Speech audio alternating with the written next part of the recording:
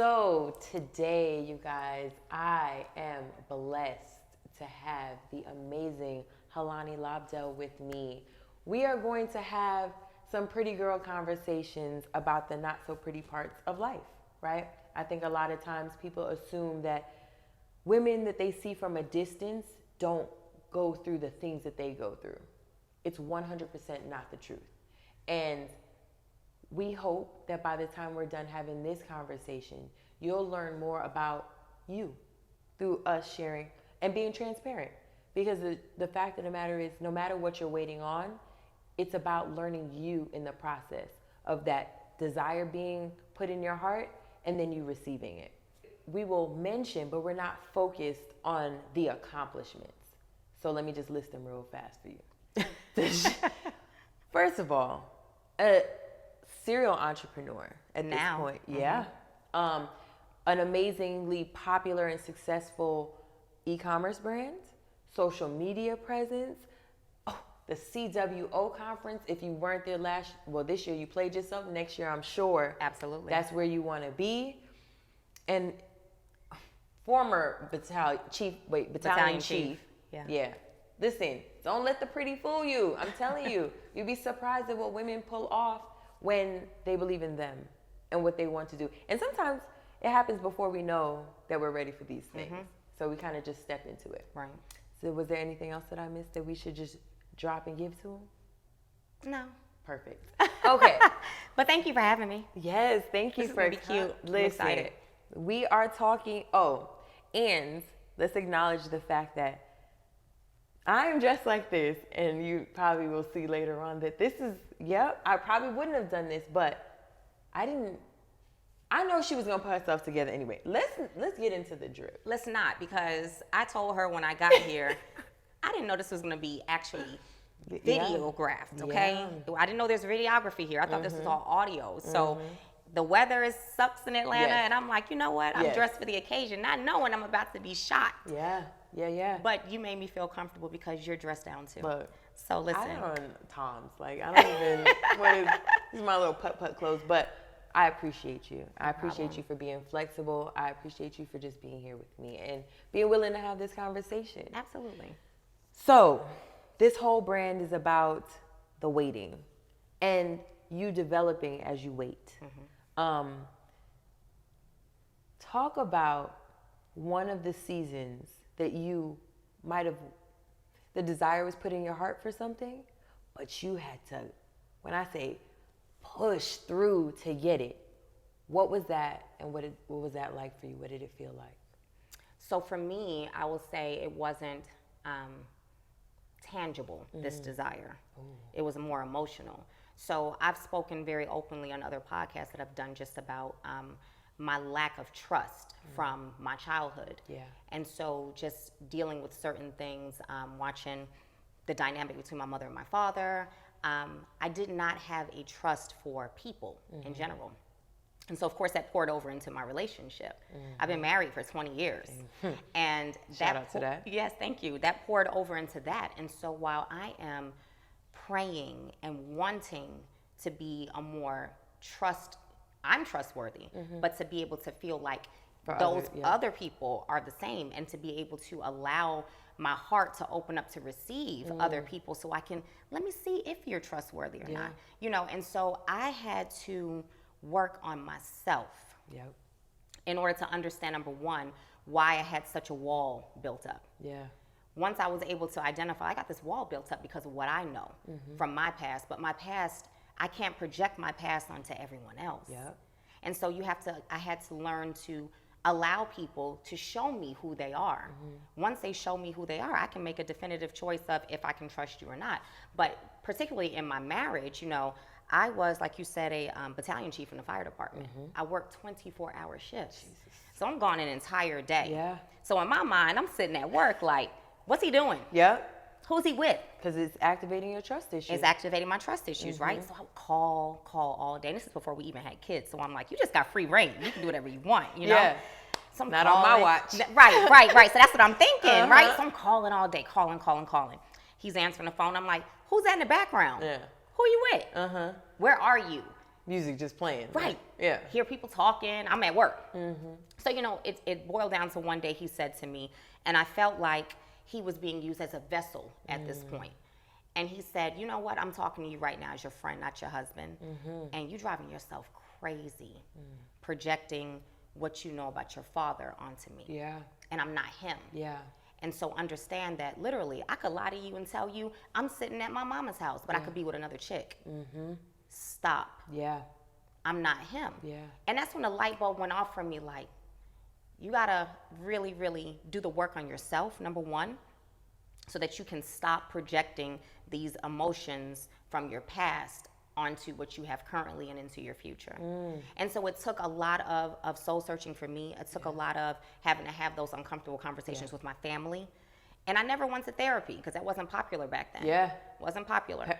Therapy's a thing now. Yeah, it's a thing now. Like everybody goes and sits on somebody's couch, whether they do it virtual or in person, you know, but back then that wasn't a thing. So I had to really try to figure it out on my own. But once I did, so many doors opened for me. My relationship, my marriage got better. My relationship with the few friends that I have got better.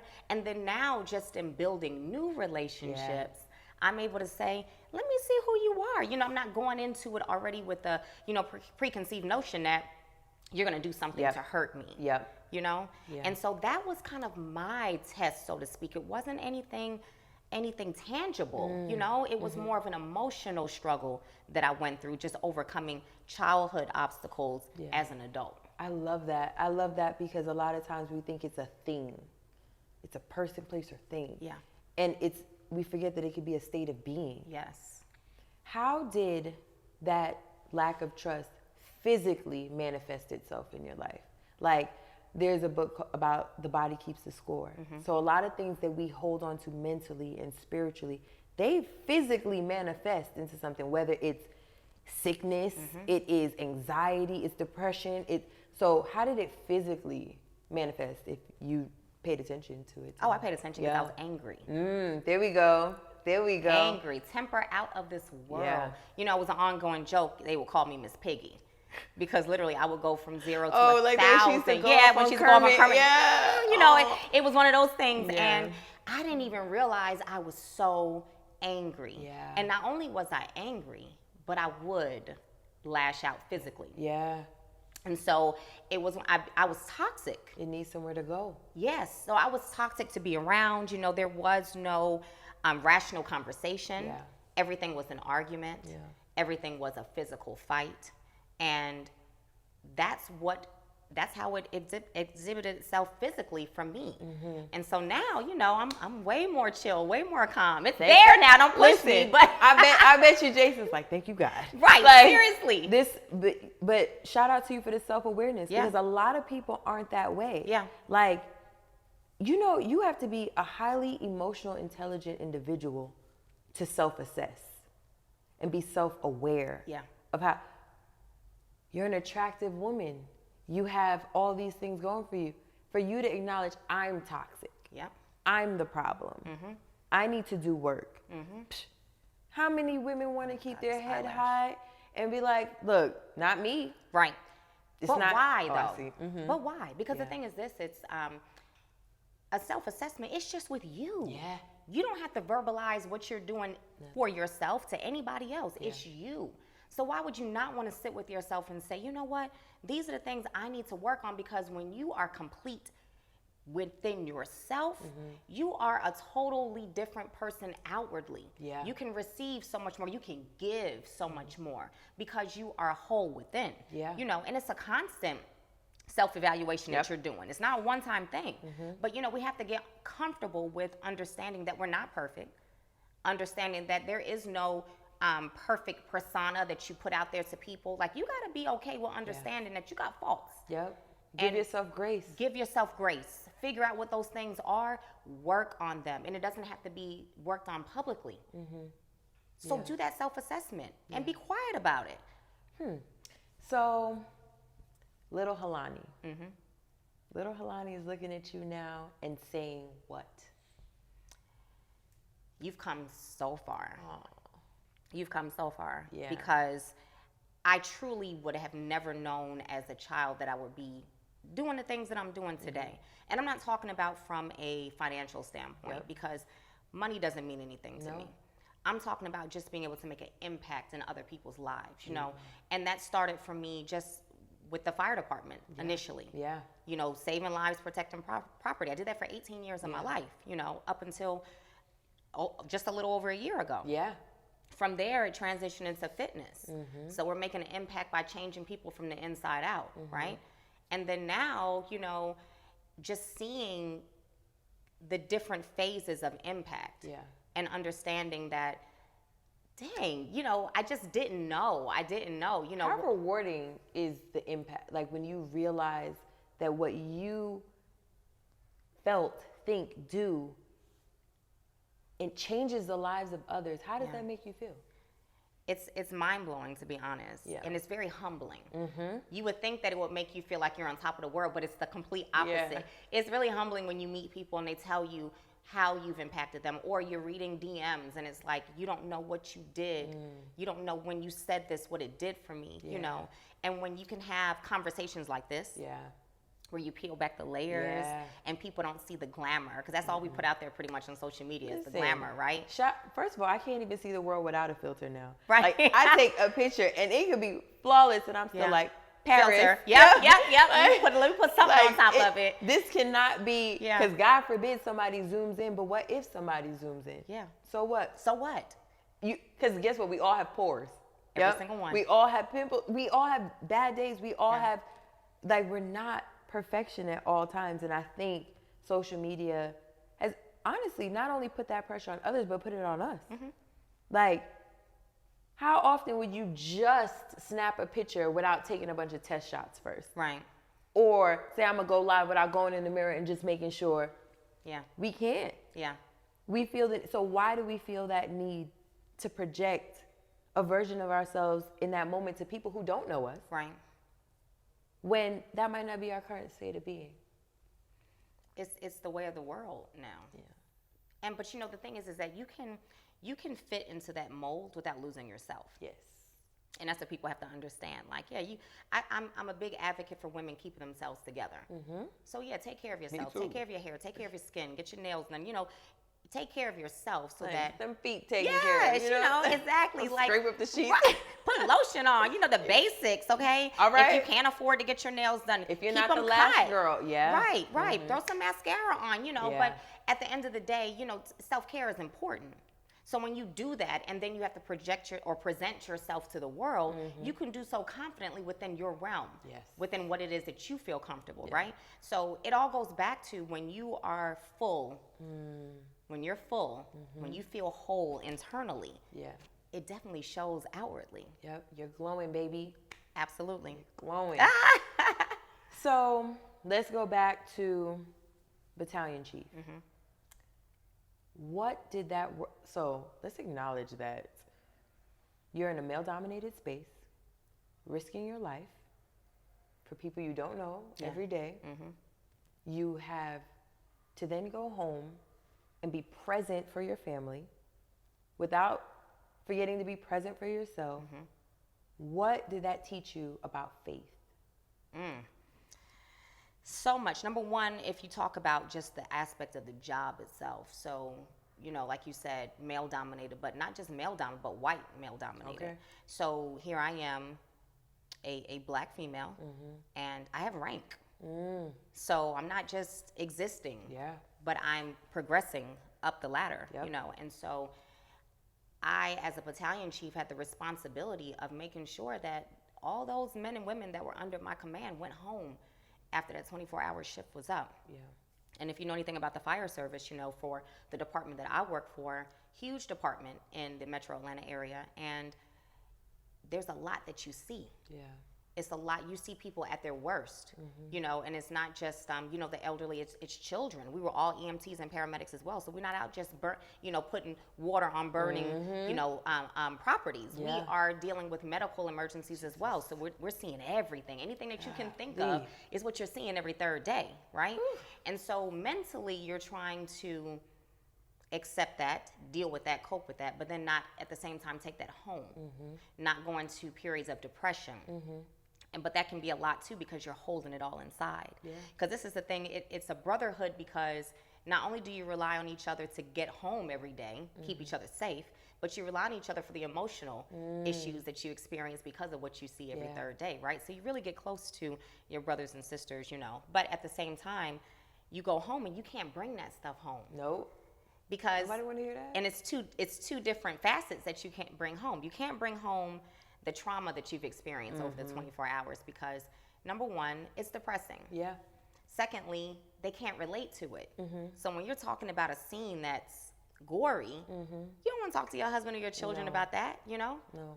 And then the second facet for me was, I literally for 24 hours had to tell people what to do. Yep. But I'm a wife, right? Yep. So I can't walk in. And then you're going to walk in the door my house, and be in a submissive. Right.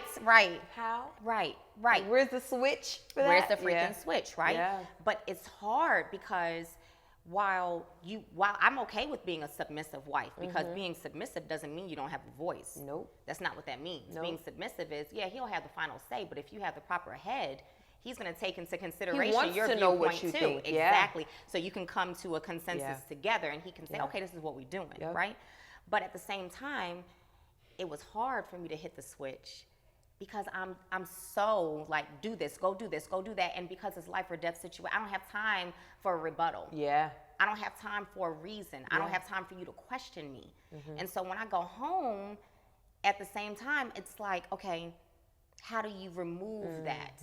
18 years of that. Which, at that point, you still hadn't dealt with the toxicity that manifested itself as anger. Yep. That you are literally in a survival mode. And would you say that time you had PTSD? Absolutely. Absolutely. But I will say that my faith helped me. Hey. My faith is what helped me, because I'm definitely a praying person. Yeah. So, you know, the moment I wake up every single day, I'm praying, and I'm thankful for being able to just be alive for the day, you know. And when I had those struggles, and when I would be on scenes literally praying, because I'm looking and I'm like, I can't, number one, believe that this person is experiencing this. They're dealing with this type of trauma, and I'm here. And the only thing I can do is pray for you, because I can't save you. You're beyond being saved, you know? And so all I can do is pray for you. So I rely very, very heavily on in prayer.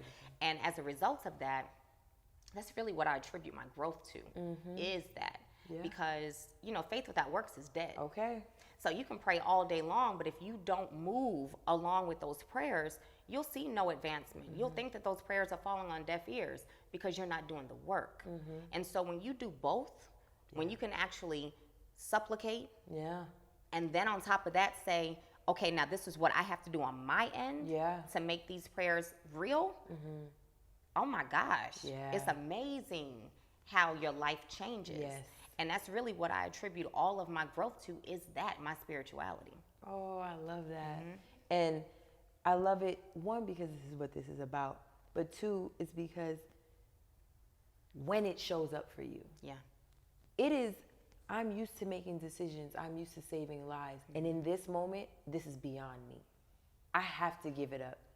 Because to have you understand that life and death isn't in your hands. You can only do what God is allowing you to do, and the rest of it is His. I love that. What role in your life right now, whether it's daughter, mother, sister, aunt, wife, CEO, entrepreneur, like instructor, what role in your life tests your faith the most? Being a wife. I knew it. And let me just say this. I love being a wife. Love it. You can see it. Love it, right? But at the end of the day, because I have such a strong personality, right? And I'm not going to say, you know, I will say that being in that profession for so many years too, it's made me an even more assertive person, and even more of, sometimes I need to be quiet. Okay. You know, and I can't. You better acknowledge that, girl. Right, yeah, seriously, you know, and I just can't shut it off, you know, sometimes. And then I find myself like, Halani, you got to shut up. Yeah. Like, shut up, you know, because at the end of the day, I love the fact that my husband is a man, right? I could never be with somebody that I could just walk push all up. over. I could never. It would never freaking work. You know, but I love the fact that he leads us and he provides and he protects. I'm really big on a man being a protector, you know, and sometimes because I'm just so strong-minded, you know, and I've always, no matter what he's done, I've always done my own thing too. And so because I've always done my own thing and I've always excelled in everything that I've done, you know, and I'm thankful for that, but I have, you know, from when I was in school, you know, I was always straight A's. Oh, and I didn't have to try. It was easy for me. I used to do his work in high school because it was just easy to me. Look at that. You know, it was easy. So you're the reason why both y'all graduated. Absolutely. Absolutely. Because he was not, he went with that. He played football, but academics is just, that wasn't his thing. But, you know, academically and then going into the fire service, because I went right into the fire service. I got 20 years old. Went to college for 2 years, right into the fire service. And I've always just, if I'm going to do something, I'm going to be the best at it. Right. And that's always my thought process going into anything that I do, that I'm going to be the best at it. Absolutely. And so then, you know, accompanying that with the fact that I'm a part of a unit. And so while you're allowed to be great as well, but you also have to be mindful of the fact that there is a hierarchy, so to speak, biblical hierarchy. Okay, that's what I'm referring to. And that hierarchy is not to put anybody down, but it's in place for a reason, right? And so you have the Father, you have Christ, you have the man, you have the woman. Okay. And so, and then them churns, right? Right in the middle. And so that matters. And so I have to. That's probably the hardest thing for me, is accepting the fact that you just gotta sometimes just fall back. And whatever you're thinking, it's not okay for you just to say it because you're thinking it. Right. You know. And so just having those restraints. But I can only imagine that it must feel really good when you know somebody you can just fall back, like.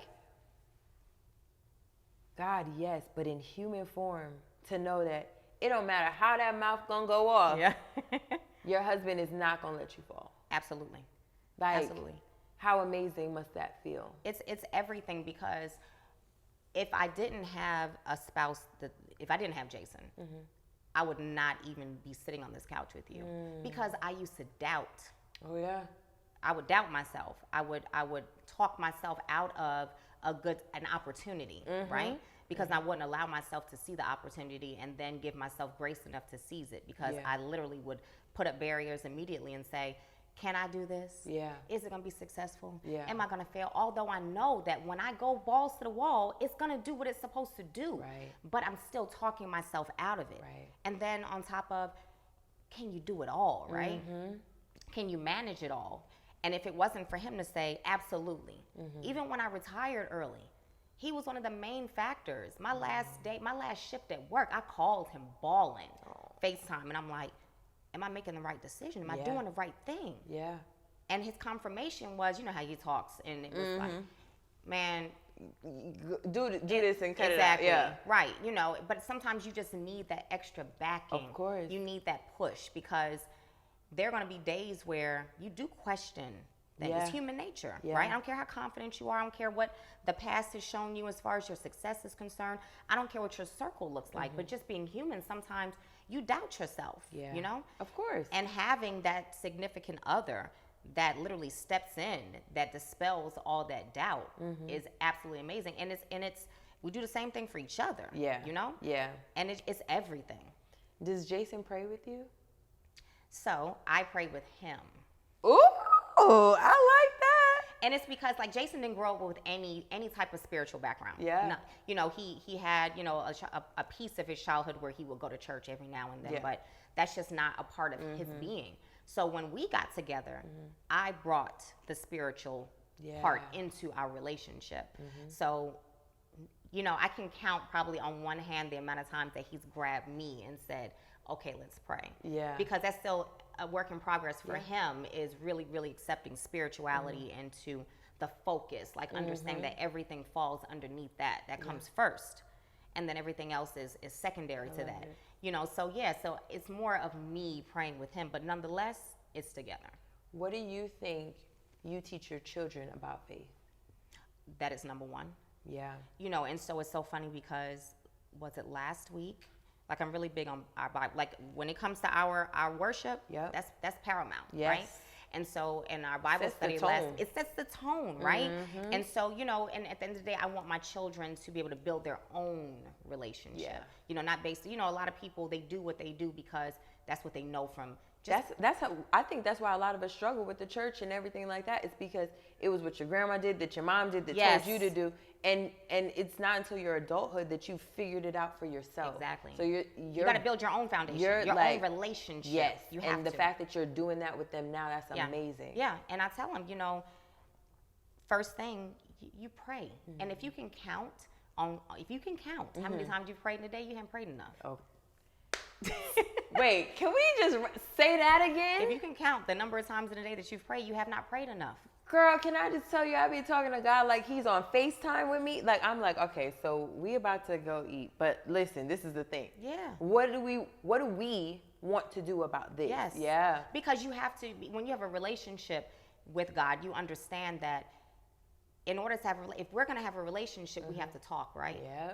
We have to get to know each other. Yeah. I have to be able to, you're real to me. People don't look at as God as being real to them. It's like, okay, it's a superhuman force, but I can't talk to him. Yes, you can. Look. Because the scriptures tell you, draw close to me and I'll draw close to you. Look, quote that. Okay? Quote that. That's James 4:8. Don't let me get started. I know we ain't church right now, but don't let me get started. But no, seriously. Yeah. And so my main thing with my children is, you know, understanding that. Yes. And putting that first. And seeking him first, and everything else is just secondary to that, you know. And so that's my core mission for them right now. And my kids are getting, my daughter just turned 17 last week. You know, and so I'm like, you got this is your last year of high school, you know, and she can choose to go off to college and, you know, be out of my home where I can't influence. Yes. And so it's so big for me now, even more. So that's one of the reasons why I retired too. Yeah. Because I'm like, to be present. I need to be present. I can't be gone 24 hours and then come home and I have to sleep. Yeah. Or I have to unpack what's going on mentally with me in order to be the type of mom I need to be for my kids, you know? Wow. What a beautiful love legacy to leave. Like, if there's nothing, if you took the money away, if you took the things away, the time away, if to leave the legacy of faith and relationship with God to your children, you've served them lifetimes over and over without even, that's the biggest piece of love you can display to them. Absolutely. You said something there, because when people think about legacy, they always think about financial, the financial legacy they're leaving. Yeah.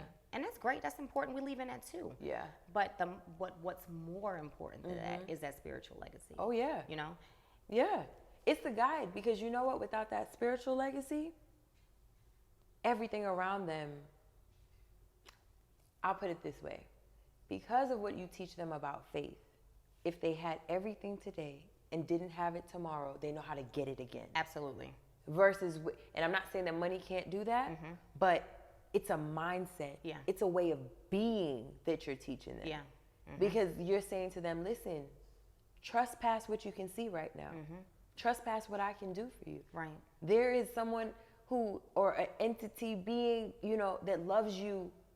If you know how much I love you, loves you more than that. Yeah. You are all right. You're all right. You are all right. Always. Always. Yeah. Oh, I love that. Girl, look.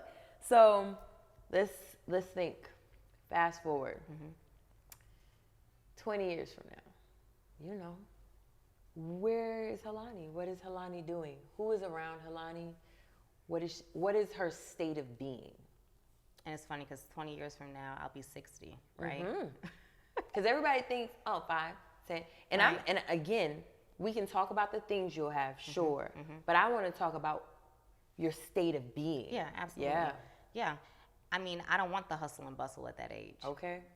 So that's literally, I just want to do what I want to do. I want to feel what I want to. I want to be so present in every moment. Yeah. You know, and so I don't want to have to be worried about businesses. I don't want to have to worry about mortgages. Yeah. You know, I literally just want to be surrounded by those people that I love. in whatever way that looks like. But I'm definitely not thinking about anything work-wise. Yeah. It's literally just enjoying the time that you have. You know, we grind now so that when we get to be 55, 60, we can chill. You can chill. Yeah, and you can really live Who life. wants to live like that? Right, Yeah. right. And you can really just be. Yeah. And if being means just being still and sitting on your front porch and drinking coffee, you know, and just taking in nature, that's what it is. You know, and so you know, I can't say shoot, I hope I have grandchildren by that age, you know, that Riley be 37, you know, so Kingston will be 34, you know, and so, you know, a whole nother facet of life, you know, outside of the grind and, you know, the hustle and bustle like now, but just be able to be like, okay, you know, come with grandma, you know, let's go do this, let's go do, you know. I hear that you want peace. Absolutely. That like, that's exactly the out of the hustle and bustle, out of the rat race, out of enjoying, that's peace. That's peace. I love how you phrase that. And let's be clear. Peace is important now. Baby. It's important now. But you understand that sometimes, you know, just because of what we're doing, because you're a part of that too, you know, and what you're doing for yourself, you know, even like with this, you know, this is amazing that you've put this together in such a short period of time. And I know you'll talk about that. So, but you know, the piece just looks different then. Yeah. And I'm looking forward to that. Yeah. When was the last time you cried? The last time I cried. Listen, you heard how your voice got all like. I know. When is the last time I cried? No, seriously. And it could be happy tears or like just tears. Yeah. I don't know. Oh, that's a good thing. I don't know. You know, it's good, but it's not. Because it is a release. It is. And I can't tell you not outside of being, because I don't want to talk about sad tears, you know? Yeah. But even if it is sad, like when was the last time you let it out? I have not let it out in a long time. Like let it out in a while. I'm not a crier. Yeah. You know, if I cry, it's because I'm frustrated. Yeah. Or because those are them tears that are just like, but I'm gonna get this done. Right. Or I'm angry, and so I'm trying to control that, and so it you know it comes out in the form of tears. Or you know, you've lost a loved one. So probably the last time I have like really cried was then when I lost somebody close to me, like really, really, really cried. Yeah. But outside of that, you know, I'm not really. Yeah, I'm almost robotic in some ways. Yeah. I think that's an occupational hazard. It is, but it comes from it comes from what I did for 18 years. 100, because I'm like that. Yeah. Like the military, like for me, I can compartmentalize, I can suppress, and I'm gonna be honest with you. For me, like this, even just doing what I'm doing now, has been so transformative. I had to be present with my emotions. I'm one who, sadness will deal with you after I get this done, right? Like where now I'm like, okay, feel it. We're not going to suppress. We're not going to ignore. We're not going to deny. Yeah. Feel it. Yeah. All right.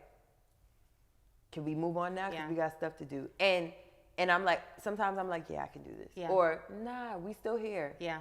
And giving myself I am learning. That is a learned behavior because 3 weeks ago, I didn't do that. That's how recent it is for me. Wow, that's big. Yeah. That's big. You know what? I got your answer. I know the last time I cried. Ooh. And let it out. Like ugly snot nose cry. Right. Real ugly. And it had nothing to do with death. You know, I got sick. Ooh. So this started in October of 2020. Out of the blue, I just got a health condition that popped up out of the blue. And it exemplified itself in the form of hives all over my body. But and when you take care of your skin, when you're an active person, you know, it was debilitating. I was in and out of the hospital. But picture yourself being covered from head to toe. I'm not talking about a little rash here and there. I'm talking about from head to toe, come to the bottom of my feet, to my lips swelling up this big. I mean, it was debilitating. Out of nowhere, right? And so going through that process of all the blood work, in and out of the ER, still working at the time. So even dealing with that, because they didn't completely understand it. So while I would be at work and you would start to see it start happening, and they would be like, oh shoot, okay, you having an outbreak, right? Yeah. But at the same time, when you look at social media, you don't see that. To perfection, yeah. Because it's automated, right? I got a business to run. So it's automated, so you don't see that there, because I wasn't ready to talk about that then, because I'm still going through it, right? Yeah. So they didn't see that. So it's like, is this a put on? Like, what's happening? But you see it, right? Yeah. You see what's happening. But literally, that right there was such an experience for me, because there was nothing I could do but take medication. And when I tell you, I went from taking nothing to having a table full. Well, you had to open up them little like Monday, Tuesday, like yeah, seriously. And then steroid injections. Oof. And then I started putting on weight. I'm in the fitness industry. I'm really big on taking care of myself, and it's not being vain, but I'm big on what I look like. It's a part of who I am. Who you are. Right. Oh, I get it. And then here we are, puffy, swollen, in and out of the hospital, and still don't have an answer as to why. And so that's when it was like, you know what, just going through this, I had to let it out. Because, and then not only was I going through it, but my children and my husband were too. Because they were seeing me every single day like this. And so finally I got the diagnosis. It's an autoimmune disorder. I don't have a disease. I have a disorder, which makes it even worse, because it's not one thing that you can say. It's not lupus. It's not rheumatoid arthritis where you can say, okay, we're going to treat this. And so I had an appointment this morning before I came here to get my monthly shot to keep it under control. Isn't that something? Yeah. So what did God teach you?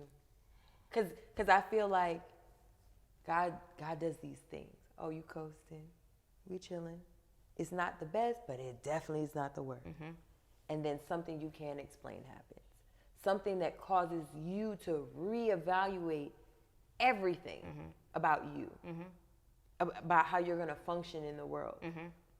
It is literally breaking your heart to live like this. Right. Especially the unknown of what it is. You know what I mean?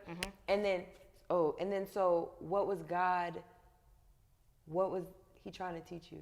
What did you learn? And see, let me tell you something. I don't feel like God was trying to teach me anything, because I don't feel like, just based off of my research of the scriptures, that he tests us. Oh yeah, no. So yes, let me rephrase that. What was this happening?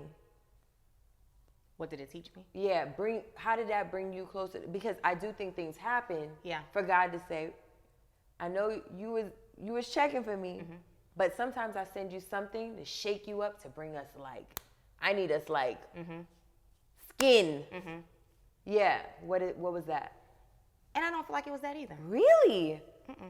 Because my faith wasn't tested. Off. But I do think what it shows is that you're not in control of anything. You're in control of yourself. Yes. But you're not in control of the environment around you. And so things happen. And what I do think it shows, though, or what I do think when things happen, what it can expose is your true faith. Because do you blame him? Or do you say, okay, no, he's not causing this. He doesn't cause the bad to happen, okay? He might allow it for a period of time. He'll allow it. Okay, Job. Exactly. Because right, he'll allow it. Because we do have to learn in certain circumstances. But at the same time, it really just helped me to even draw even closer. Because I understood, this is beyond me. There's nothing I can do. If it wasn't for medications, medical advancements, then I would still be dealing with it right now. Wow. But then how would you deal with it? And so I found myself praying even more. Just relying on him for more strength, because I didn't have it. I didn't have it. It was times where I was just like, what am I going to do? Because I couldn't do anything. I couldn't even walk to my kitchen, And so. Was it painful? Extremely. Not only the sight of it, but I was in so much pain. And not only pain, but the itching that came along with it. Because then if you scratch it, you're only going to make the scarring or whatever is going to leave worse. And it spreads even more, And so it definitely was an experience for me. I don't regret the experience, because it definitely, I think, experiences shape who you're turning into, you know. And then when I talked about it, when I finally put it out there. Yeah, I remember that live. Yeah. Because you had the doctor come on. Yeah, the doctor was on there. And prior to that, I had actually posted, and I showed a video of me completely broken out. Oh, I didn't see that one. Yeah. Oh, wow. And then it was like, the floodgates open now. Everybody was like, well, I'm dealing with the same thing, you know. They weren't, but they had, you know, an episode with hives. And so, but anyway, I was able to help some people because there were some people that truly had very, very similar symptoms. Yeah. And it was like, what did you do? And then during that period, I met Sonia Lewis. You know Sonia, the student loan doctor? Oh, I've seen the name. Okay, so I met Sonia. I actually went to a mastermind in Cabo. Ooh. And we were on the PJ together. Yeah. And Sonia suffers from lupus. Yeah. And the symptoms are very similar. And so she gave me some, because her lupus is in remission now because of certain things that she put into practice, right? So she was like, you know, we might not have the same thing, but they're both autoimmune issues, right? So she was like, you know, I have to make sure every single day I exercise. I was already doing that, right? Yeah. I eat healthy. Okay, I was doing that too, right? I get massages multiple For days lymphatic a week. drainage. Yes, Yep. right? And so I wasn't doing that. But the number one thing that she said that I was not doing, rest. Oh. She was like, I literally have to every single day stop at a specific time, and whether I take a nap or whether I just sit my butt down and relax, I have to. You need recovery. You gotta recover because your body is not functioning the way a 100% healthy person functions. Because I don't care what I look like, I'm not 100% healthy. I got a medication that's running through my veins that keeps me where I am to perform optimally, right? Yeah. But am I totally healthy? No, I have a disorder that is here. It is what it is, you know. And you go, and don't realize how important rest is. And when you're not resting, sometimes it can create health issues, you know? And so I started doing those things, and it helped so much with just my whole recovery aspect of things. And she's in remission because outside of the medication, she went to an appointment. Her doctor was like, what are you doing? And she told him those things, you know? And so I met her during that journey. See? Yeah, and it just helps so much with just the coping aspect. I love that. I love that sometimes when we go through things or we're going through things, people just show up. Like with me with this, I'm telling you, every time I'm like let me see if Halani wants to do it. Like it's literally you getting out of the bubble of you. Yeah. Because that's not even how God intended us to be. It was always about community. It was always about people. Yeah. Yep. A person for the greater good of people. Right. And we're in this society where we're just like, every man for themselves. Like, it's such a strange thing. And then sometimes things happen. Usually it takes things to happen. Whether you're just sitting alone, going through something where people come. Right. Who recently has popped up and been a breath of fresh air for you?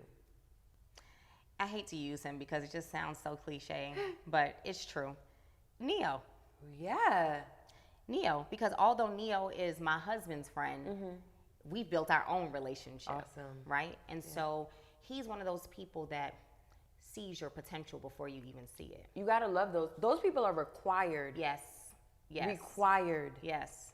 And he doesn't let me sleep on myself at all. Oh, you know? love it. That's how I was able to throw the conference.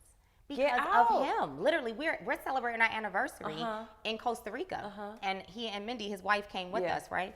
And we are literally we're getting ready to board the flight to come home. And he said, Lonnie, you need to throw a conference. And I was like, me?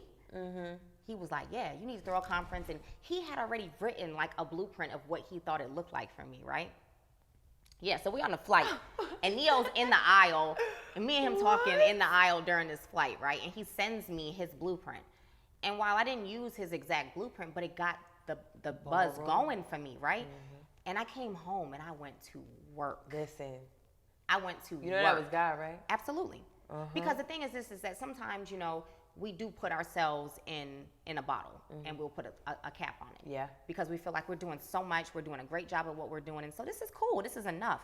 But when you have other people who come in and they can see your potential, but then not only see it, but then tell you so that you can act on it, right? That's how I started Body Envy.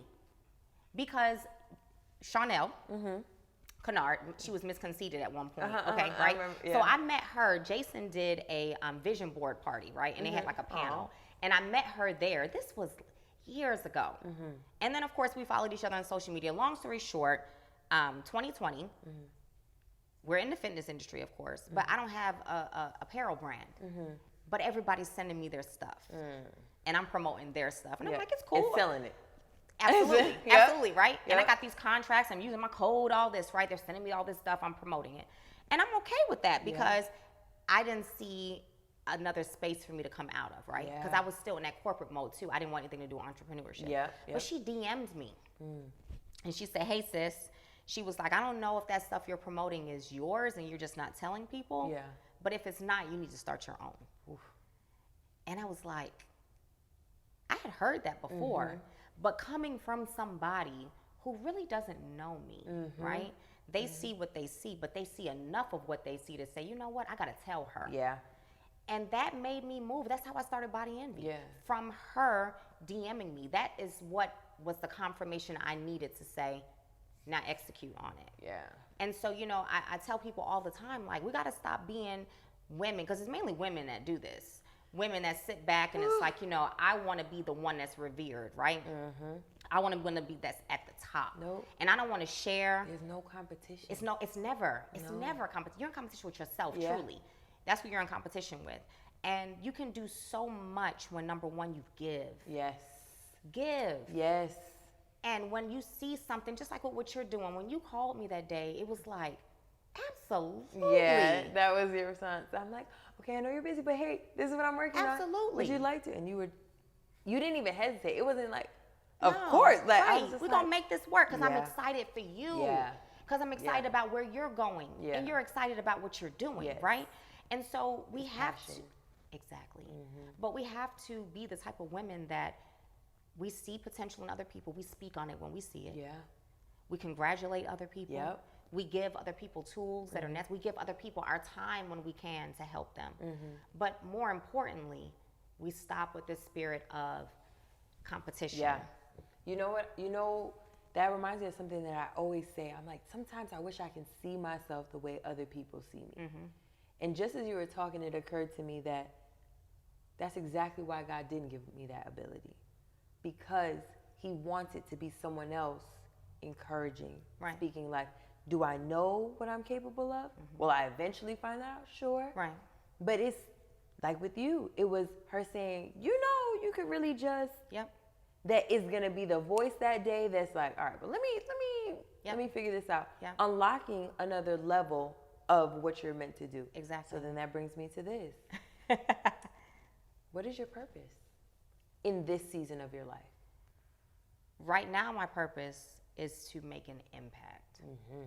That's my purpose now. And I think that's been my purpose for a while. You know, it's quite impactful from even your choices in career. And I'd like to make a difference. You know, it's easy to make money. It's easy to have things. But when you can truly help others, that's what success is to me. It's really helping others, whether it's financially, whether it's for them to realize their own potential, whether it's to reach back and help somebody else start a business, you know, whatever that looks like, just making an impact. And, you know, me and you were talking earlier, and what really people have to understand is that your purpose changes. Where I am, Halani Lobdell today, I might not be her next year. Because things happen in life, things change. And so, you know, your purpose may change as well. But you have to, number one, be able to identify what your purpose is, right? When you identify that, you work within those confines, so to speak.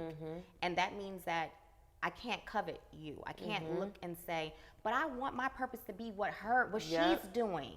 That's what I want because it looks glamorous, or you know, that's just what I want because I like her and I want to embody what she's doing. But then you're out here and you really are operating in a state of you're lost because it's not for you, right? That's not your purpose that you're supposed to walk in. So we have to accept what our purpose is. If you don't know it, start to look at who's around you, what you like to do, what are your gifts? What are your gifts? What are your gifts, right? And you have many talents. There are a lot of, like you said, with school. Yeah. That came easy to you. But the impact that you have, that's not necessarily in the academics of you being able to pass a test or something. Right. It's just, we're born with a lot of things. Right. You know what I mean? Right. And I love that you're saying that, because I think that's the idea of purpose can be very like a plague to some people's minds, because they're like, well, what is it? Right. Like, what is it? For me, I was in cybersecurity. That did not fulfill me. I'm great at it. Yeah. But every time I had to do something regarding it, I'm just like, ugh, You dreaded it. dread it. Yeah. This, I'm talking about, baby girl don't even sleep fully. Right. But it's like, I get up and I'm like, ooh. Yeah. And what about this? And what about that? Yeah. When did you know, like, what was the thing that activated it? Like, even with your business, right? Because to scale and do well so quickly, did you realize it in that moment, or in things where it started to flow, where you were like, oh, well, maybe this was? Yeah, I think that because I've always been able to help other people, that's what also helped my business to scale so fast. Because when I finally started my own business, it was like, we've been waiting on this. Yeah. So we want to support you. Yeah. Now, outside of the initial support, you have to be able to, of course, continue to keep going, right? But that's what started the initial part of it, because you're genuine. Yeah. You know? And when you're giving all the time, finally when you ask, it comes easy And to people. people are like, man, sure, that's not even a question. Exactly, exactly. Yeah. But you know, and then when you're operating your purpose, it's effortlessly, right? And so you don't even know that you're making some of the impact that you're making. Yeah. You know, until like we talked about, like you meet somebody or you receive a message, or maybe you're talking to somebody you know and they're like, hey, you know, I got a friend and they said you did this, and let me tell you what they said it did for them, you know. So understand that just because you're operating in a certain purpose doesn't mean that you're expecting some type of, you know, a pat on the back because it's what you're doing. You know, when you do it genuinely and it comes from the heart, you enjoy it, it's who you are. Yeah. You know, it's who you are. But because we're always changing, you get older, you get more mature, different life experiences, you know? And so because of that, sometimes your purpose shifts. But at the same time, when you're present within yourself, you can identify when that shift comes, and you can move right along with it.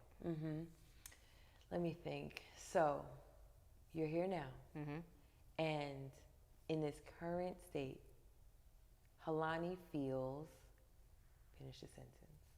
Excited. So what's exciting you? I have a full day today, right? Yeah.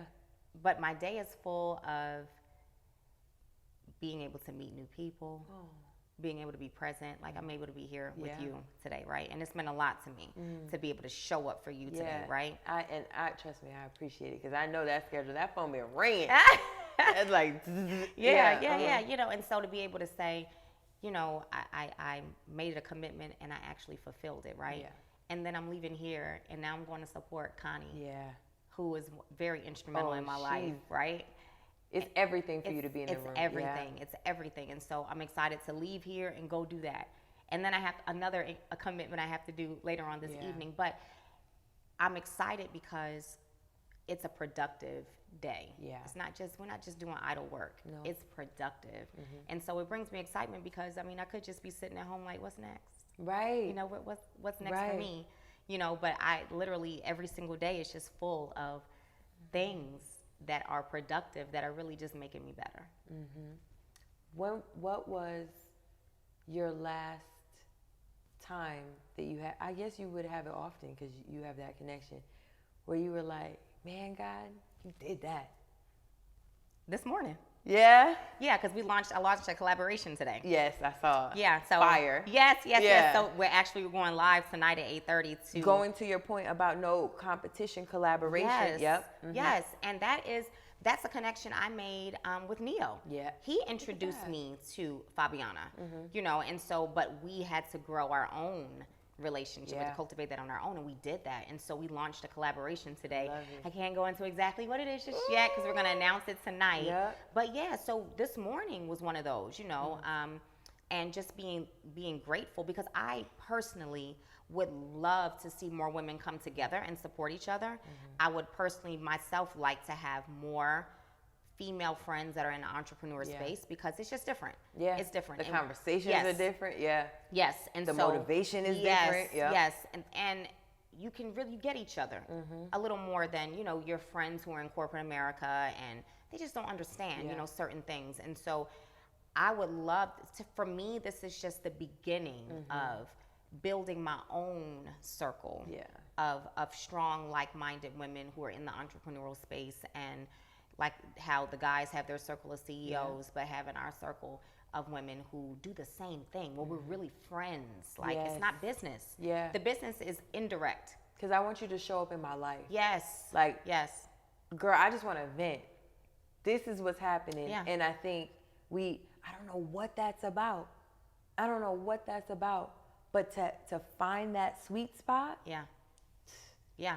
But when you do, and for me, I don't need 20 people around me. I don't need that.